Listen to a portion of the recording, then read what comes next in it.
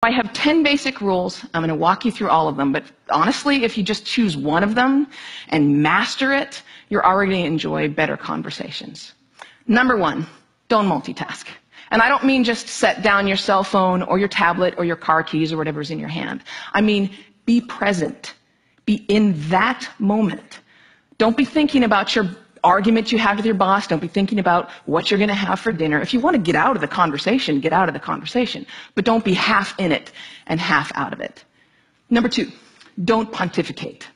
If you wanted to state your opinion without any opportunity for response or argument or pushback or growth, write a blog.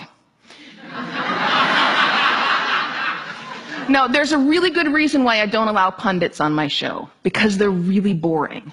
If they're a conservative, they're going to hate Obama and food stamps and abortion. If they're a liberal, they're going to hate big banks and oil corporations and Dick Cheney. Totally predictable. And you don't want to be like that. You need to enter every conversation assuming that you have something to learn. The famed therapist Eb Scott Peck said that true listening requires a setting aside of oneself. And sometimes that means setting aside your personal opinion.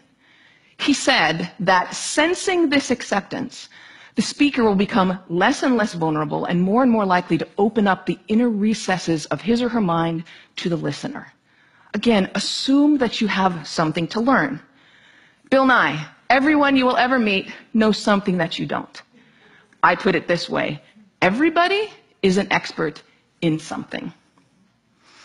Number 3, use open-ended questions. In this case, take a cue from journalists. Start your questions with who, what, where, when, why, or how. If you put in a complicated question, you're going to get a simple answer out. If I ask you, were you terrified? You're going to respond to the most powerful word in that sentence, which is terrified. And the answer is, yes, I was, or no, I wasn't. Were you angry? Yes, I was very angry. Let them describe it. They're the ones that know. Try asking them things like, what was that like? How did that feel? Because then they might have to stop for a moment and think about it. And you're going to get a much more interesting response. Number 4, go with the flow. That means thoughts will come into your mind, and you need to let them go out of your mind. We've heard interviews often in which a guest is talking for several minutes, and then the host comes back in and asks a question which seems like it comes out of nowhere, or it's already been answered. That means the host probably stopped listening 2 minutes ago because he thought of this really clever question, and he was just bound and determined to say that. And we do the exact same thing. We're sitting there having a conversation with someone, and then we remember that time that we met Hugh Jackman in a coffee shop. And we stop listening. Stories and ideas are going to come to you. You need to let them come and let them go. Number 5, if you don't know, say that you don't know. Now, people on the radio, especially on NPR, are much more aware that they're going on the record. And so they're more careful about what they claim to be an expert in and what they claim to know for sure. Do that. Err on the side of caution. Talk should not be cheap. Number 6, don't equate your experience with theirs.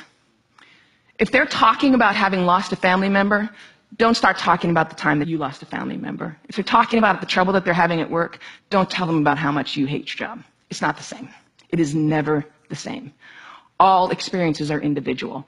And more importantly, it is not about you. You don't need to take that moment to prove how amazing you are or how much you've suffered. Somebody asked Stephen Hawking once what his IQ was, and he says, I have no idea. People who brag about their IQs are losers. Conversations are not a promotional opportunity. Number 7. Try not to repeat yourself. It's condescending, and it's really boring. And we tend to do it a lot, especially in work conversations or in conversations with our kids. We have a point to make, so we just keep rephrasing it over and over. Don't do that. Number 8, stay out of the weeds. Frankly, people don't care about the years, the names, the dates, all those details that you're struggling to come up with in your mind. They don't care. What they care about is you. They care about what you're like, what you have in common. So forget the details. Leave them out. Number 9, this is not the last one, but it is the most important one. Listen. I cannot tell you how many really important people have said that listening is perhaps the number one most important skill that you could develop. Buddha said, and I'm paraphrasing, if your mouth is open, you're not learning. And Calvin Coolidge said, no man ever listened his way out of a job. Why do we not listen to each other? Number one, we'd rather talk. When I'm talking, I'm in control. I don't have to hear anything I'm not interested in. I'm the center of attention. I can bolster my own identity. But there's another reason. We get distracted. The average person talks at about 225 words per minute, but we can listen at up to 500 words per minute. So our minds are filling in those other 275 words. And look, I know it takes effort and energy to actually pay attention to someone. But if you can't do that, you're not in a conversation. You're just two people shouting out barely related sentences in the same place. You have to listen to one another. Stephen Covey said it very beautifully. He said, most of us don't listen with the intent to understand. We listen with the intent to reply. One more rule, and number 10, and it's this one. Be brief.